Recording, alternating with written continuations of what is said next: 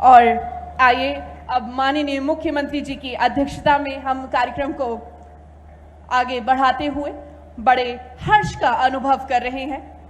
मैं सबसे पहले निवेदन करना चाहूंगी माननीय प्रभारी मंत्री स्कूल शिक्षा एवं परिवहन आदरणीय श्री राव उदय प्रताप सिंह जी से कि आप माननीय मुख्यमंत्री जी का पुष्प गुच्छ भेंट कर स्वागत करेंगे। आप सभी की करतल ध्वनि की आवाज मंच तक माननीय मुख्यमंत्री जी के हृदय तक पहुंचनी चाहिए और मैं निवेदन करूंगी आदरणीय श्री वी.डी. शर्मा जी से, आदरणीय सांसद महोदय जी से कि आप माननीय मुख्यमंत्री जी का पुष्प गुच्छ भेंट कर स्वागत करेंगे। साथ ही मैं निवेदन करना चाहूंगी श्री संजय सत्येंद्र पाठक जी से कि आप माननीय मुख्यमंत्री जी का स्वागत करेंगे।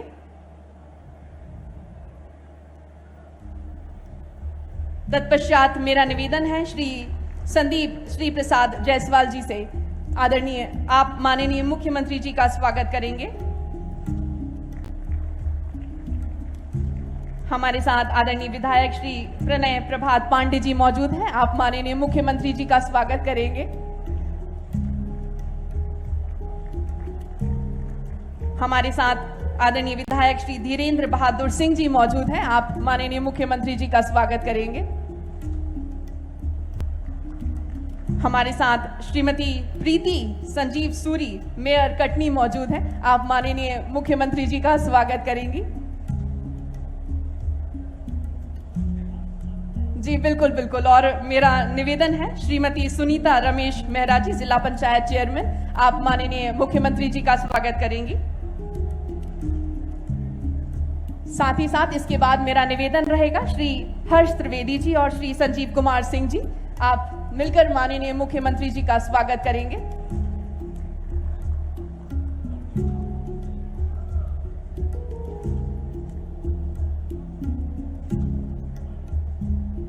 साथ ही साथ मैं निवेदन करूंगी श्री सौरभ जैन जी और गोविंद एशोरेवाला जी से, आप माननीय मुख्यमंत्री जी का स्वागत करेंगे। तत्पश्चात मेरा निवेदन रहेगा आदरणीय प्रमुख सचिव महोदय मिनरल रिसोर्सेज डिपार्टमेंट और साथ ही साथ हमारे साथ अमन खरे जी खरे स्टोन से मौजूद हैं, आप माननीय मुख्यमंत्री जी का स्वागत करेंगे। एक खास स्टोन से, एक खास पत्थर के साथ ये स्मृति चिन्ह जो आपको सादर भेंट की जा रही है प्रदेश के कटनी जिले के प्रसिद्ध शिल्प कला का एक जीवंत प्रतीक है और जिसे कलाकारों द्वारा स्वयं ही बनाया गया है। वन डिस्ट्रिक्ट वन प्रोडक्ट के अंतर्गत चयनित उत्पाद सदियों पुरानी हस्तकला और परंपरा नक्काशी का अद्भुत उदाहरण है।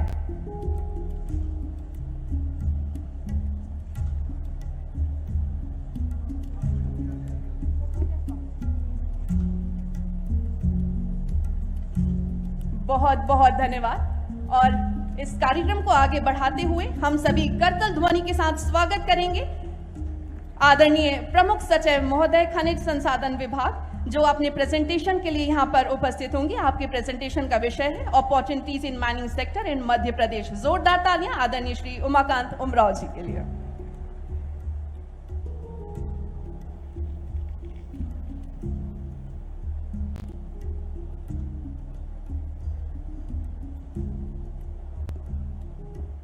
एक बार मैं आप सभी से आग्रह करूंगा कि माननीय मुख्यमंत्री जी के लिए करतल ध्वनियों से स्वागत करें।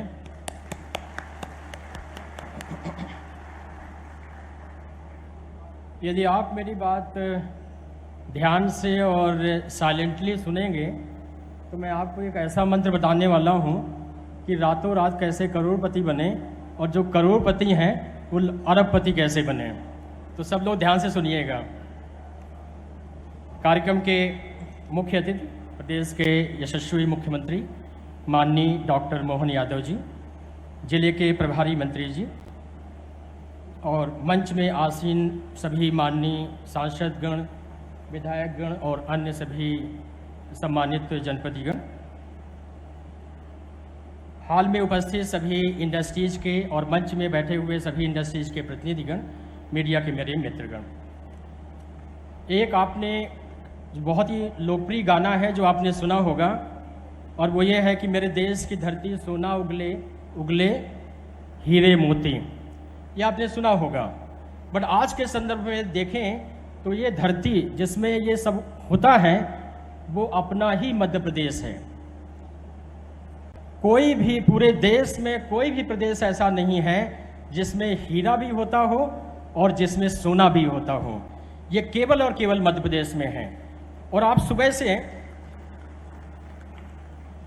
सुबह से बहुत लोगों को आपने सुना है और आपने ये देखा होगा कि मध्य प्रदेश में कुछ ही अपवाद स्वरूप ऐसे मिनरल्स होंगे जो केमिस्ट्री में आपने पढ़े होंगे, पीरियोडिक टेबल में रहते हैं, जो शायद नहीं पाए जाते होंगे।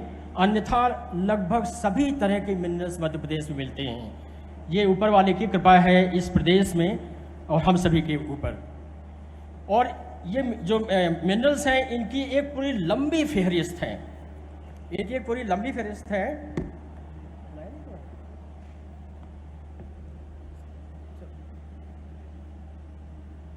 पहले से करना चाहिए था।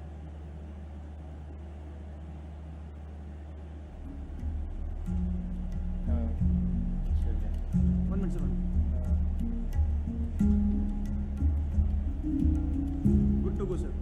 Thank you. न केवल बहुत आयत तरह के मिनरल्स मध्य प्रदेश में पाए जाते हैं, बल्कि इन मिनरल्स की क्वालिटी और इनका रिजर्व, मतलब जितनी तादाद में यहाँ भंडारण है, वो भी देश में बहुतायत खनिजों में हम नंबर 1, 2, 3, 4 हैं। जैसे इस टेबल से आप देखेंगे, कॉपर में हाईएस्ट जो रिजर्व है और हाईएस्ट जो प्रोडक्शन है वो मध्य प्रदेश में है। इसी तरह मैग्नीज का है। डायमंड में आज की स्थिति में पूरे देश में केवल और केवल मध्य प्रदेश में डायमंड होता है।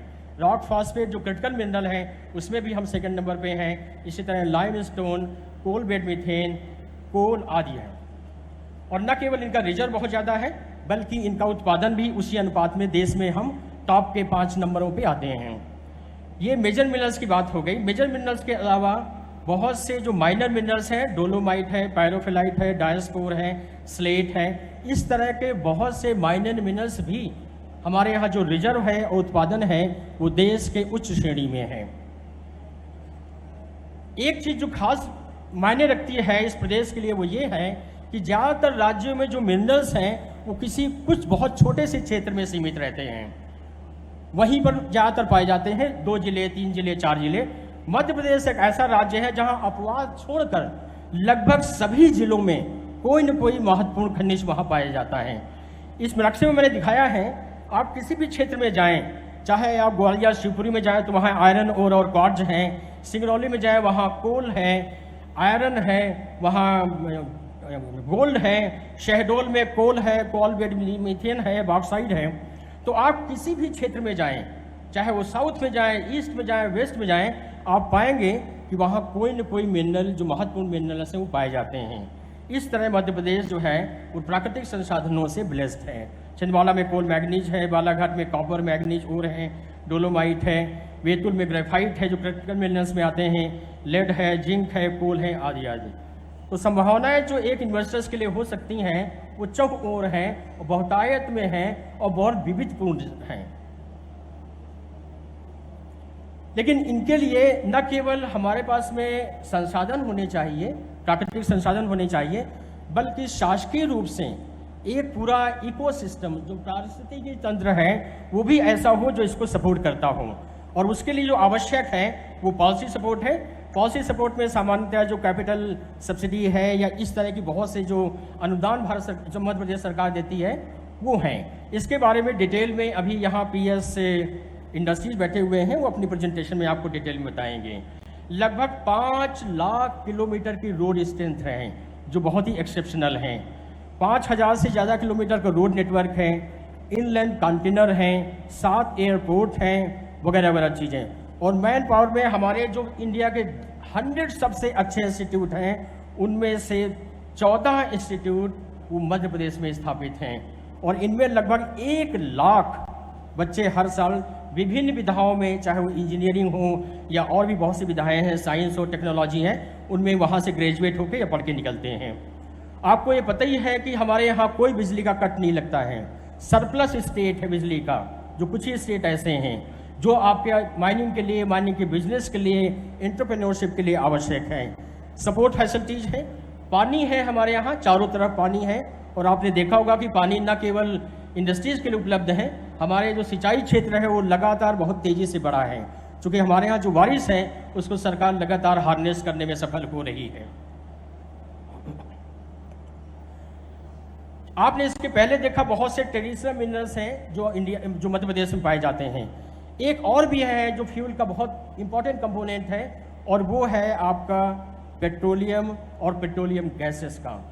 अभी 12 भारत सरकार ने 12 ब्लॉक सैंक्शन किए हैं एक्सप्लोरेशन के लिए, जिनमें कुछ ब्लॉक्स में ऑलरेडी एक्सप्लोरेशन कंप्लीट हो गई है और एक ब्लॉक में प्रोडक्शन भी चालू हो गया है। और आज की स्थिति में जो कोल बेड मीथेन है वो पूरे देश का लगभग 36% हम प्रोड्यूस कर रहे हैं, और हमारा कंट्रीब्यूशन जो है रिजर्व में वो भी लगभग इतना ही है।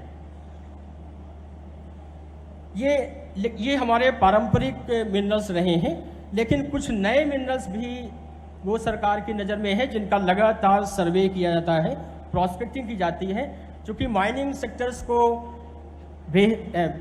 अच्छे तरीके से दोहन करने के लिए 4-5 चीज़ें आवश्यक हैं। पहला है कि मिनरल रिसोर्सेज हो, दूसरा हो कि हमको पता होना चाहिए कि